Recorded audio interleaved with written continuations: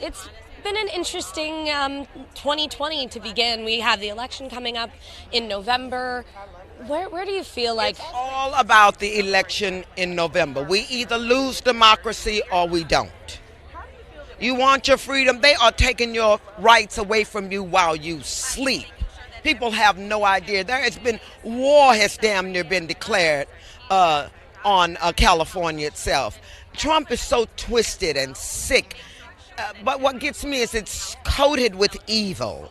I never thought white people would love guns more than they love their children. I'm sorry. Yes, I said it. And I'll say it again. After Sandy Hook, not one law was changed. All right, guys. So once again, we got to check in on another Senate race. This time down in Florida, as you have Democrat Val Demings taking on Republican Marco Rubio for his Senate seat. In this race, just like a ton of other races going on in this country right now, you have Republicans basically pulling away as we go into the final week before midterms, right? Before voting day, election day. As you can see, Marco Rubio is up a whole 7 points when we're talking about the polling averages across the board.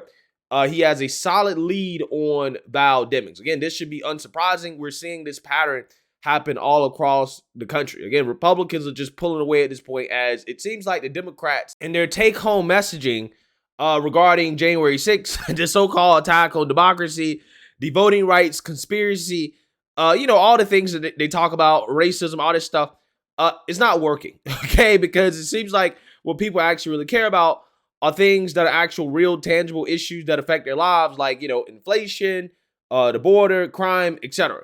Okay. However, again, this doesn't stop the Democrats from continuing to act out of desperation.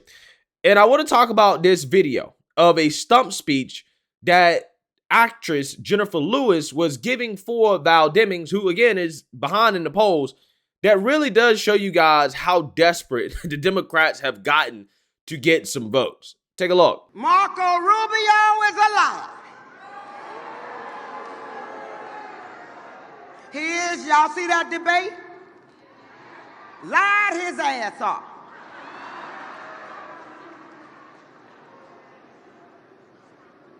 Val Demings will win. She will win. She will win. So I say to Marco and all those other weak men,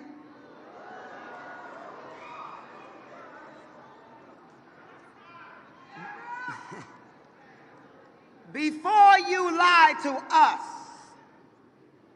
remember Rosa sat on that bus.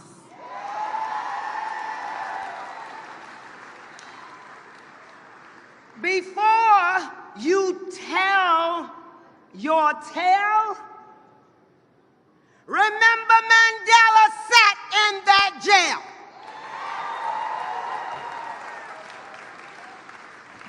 Before you do anything, you remember Dr. King. Before you cheat and steal, I dare you to Google Emmett Till.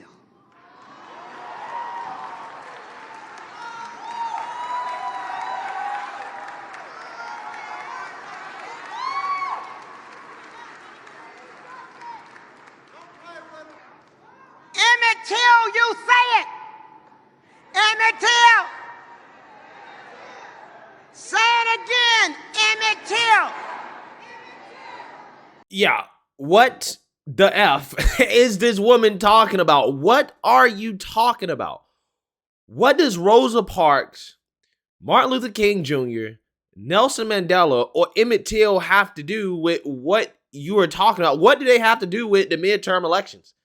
What do they have to do with it? I don't understand. You're just saying their names for no reason, right? You're just using them as a way to push a political message that has nothing to do with their situation, right? As if voting Democrat automatically means that you're on the side of civil rights, right? You're on the side of Rosa Parks, right? Nelson Mandela, Martin Luther King Jr. And I'm gonna tell you, the nastiest one is Emmett Till, who, for whatever reason, I don't know why these Democrats keep bringing up that situation. I mean, again, that situation is a terrible situation. That was an actual lynching, okay? One of the worst things I've ever read about, right?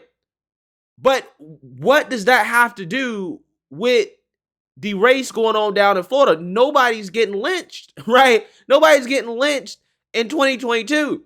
It's not happening. So what does it have to do with the Senate race or the governor race? Like, what does it have to do with it?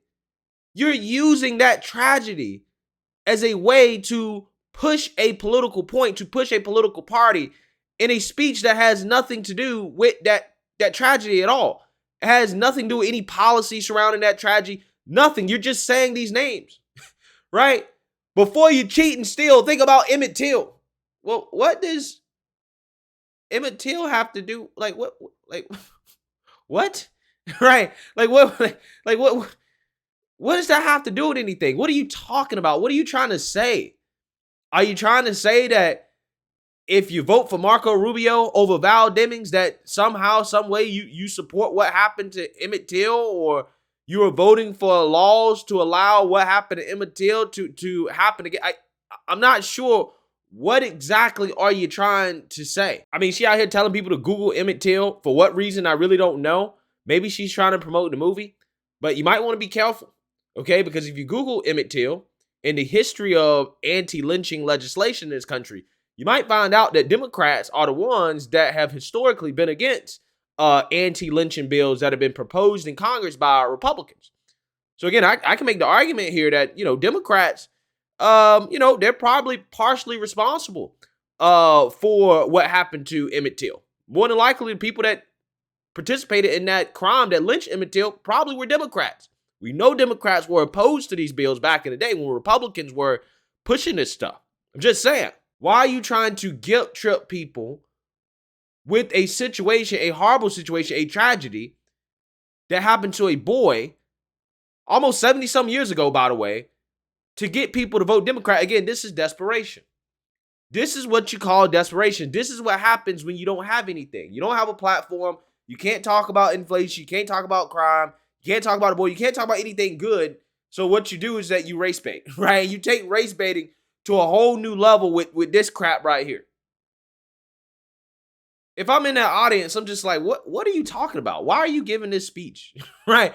What does this have to do with anything? What does Nelson Mandela have to do with anything right now? Nothing. You're just saying stuff. You're on your racialist altar. Your feminist altar as well, too. And your globalist altar. Okay? She's in touch with all three of her altars. Okay? The racialist, the feminist, and the globalist. Right? All in one speech. Okay?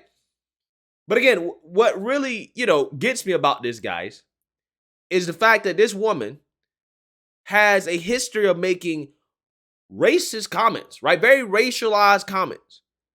And I want you guys just to think, if a Republican had somebody like this doing a stump speech for them, right? A white woman, white man, saying the type of things that this woman has said, do you think that would be acceptable? Do you think the mainstream liberal media would say, "Oh, that's okay, that's fine," right? Let's listen. Let's read some of the things this woman has said. "Old white men will lose again. The next generation ain't having y'all's ish. What would be enough for you people? A war where your children and moms die. Trump is a threat to the entire world, and you know it. You and your kind should stop yourselves for the sake of your children." Again, so imagine if I said, "Old black men will lose again. The next generation ain't having y'all ish." If she was a white man or a white woman that said that, you think she'd be allowed to get away with that? I mean, this is peak Trump derangement syndrome. She's responding to Trump. She used to be in Trump's mentions, right? 50,000 have died. What are you made of? Little Donnie had to have been molested so horribly. Step down, little evil, nasty, sad boy. You efforts who allow this ish are the real criminals. Where's your humanity? Don't you have children? 50,000 have died. Again, just unhinged. Absolutely unhinged. She says, if we don't vote this fast food eating fat F out. Yeah, so apparently she's fat phobic as well, according to the left, okay? Because if you say stuff like this, you're fat phobe, right? So she's fat phobic too. Oh my God. Every day I try not to say this, but F you. If you had warned all of those people, they would be alive still. So basically, little tiny mushroom, DICK, sad boy, F you. Again, to me, I'm just saying, if a Republican said this, a Republican bought somebody on stage that has said stuff like this, that clearly has some racial bias, some racial hate going on, I'm not sure they'd be able to get away with it, right? I'm not sure they'd be able to get away with it. But this is the type of stuff that the Democrat Party has endorsed. They've given a full-throated endorsement to this type of radical Trump derangement syndrome and extremism, right? That is rampant in their party. And this is why they're losing, okay? This is why they're getting blown out. And the more they get blown out, the more they lose, the more desperate they get, right? And it really is something to behold to watch them unravel on a daily basis. It's truly fascinating stuff. Let me know what you guys think. Make sure you like, comment, and subscribe. Most importantly, share a Black conservative perspective. Peace.